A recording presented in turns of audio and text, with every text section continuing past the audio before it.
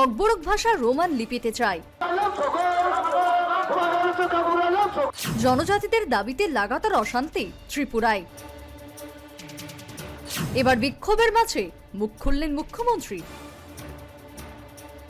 ককবরকের Roman হরফে সাই দেবে না কেন্দ্র? বাংলা নয়, ককবরকের রোমান লিপির দাবিতে একটানা আন্দোলন করে এসেছে তিপ্রামথার ছাত্র সংগঠন তিপ্রা স্টুডেন্ট ফেডারেশন। যদিও আন্দোলন, ধরপাকড়, পুলিশি সংঘর্ষ, পথ অবরোধ দফায় দফায় চললেও তা ফলপ্রসূ হয়নি কখনোই। তবে এবার লিপি কেন্দ্রিক রাজনীতিতে ত্রিপুরায় জোটের ফাটল একেবারে স্পষ্ট। ককবরক ভাষার রোমান লিপির দাবিতে ত্রিপুরা উত্তপ্ত হয়েছে বহুবার। এবার সেই আগুনে ঘি ঢাললেন মুখ্যমন্ত্রী মানিক সাহা। রোমান হরফের দাবি আদিবাসী জনগোষ্ঠীকে বিভ্রান্ত করার চেষ্টা, এটা বিদেশি শক্তির ষড়যন্ত্র বলেও তোপ দাগেন মুখ্যমন্ত্রী মানিক সাহা। এই কমলমতি জনজাতিদের গুমরাও করার যে কায়দা, সেগুলো কিন্তু আমরা সব বুঝে গেছি।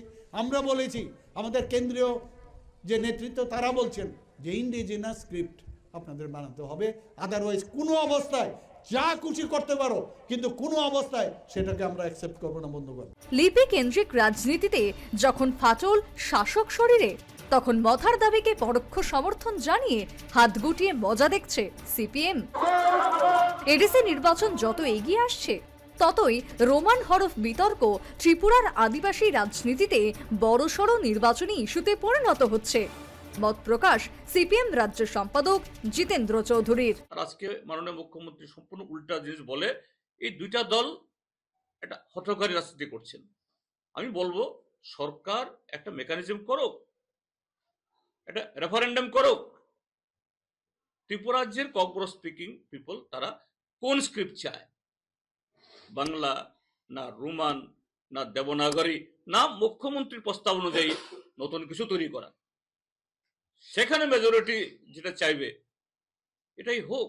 এটা না করে অযথা ত্রিপুরা রাজ্যের জনগণকে হয়রানি করা, এটা তো অত্যন্ত দুর্ভাগ্যজনক, এটা হওয়া উচিত নয়। এদিকে পুরো ঘটনায় চুপ করে থাকতে নারাজ তিপ্রামথা। দলের মুখপাত্র রাজেশ্বর দেববর্মার দাবি, ককবরক ভাষার উপর হরফ চাপিয়ে দেওয়ার অধিকার কারোর নেই। কোন হরফে লেখা হবে সিদ্ধান্ত নেওয়ার অধিকার ককবরক ভাষীর। রোমান স্ক্রিপ্টের প্রতি এত বিতৃষ্ণা, এত হিংসা, এটা মুখ্যমন্ত্রীর পদে থেকে সমস্ত কথা বলা এটা অসাংবিধানিক। শাসক জোটের সংঘাতের মাঝে ককবরক ভাষার হরফের দাবি জোটের ঐক্যকে কতটা প্রভাবিত করবে, এখন সেদিকেই নজর রাজনৈতিক মহলের। আগরতলা থেকে ক্যামেরায় অর্পণের সাথে Bhopal Chakraborty report, news live Bangla.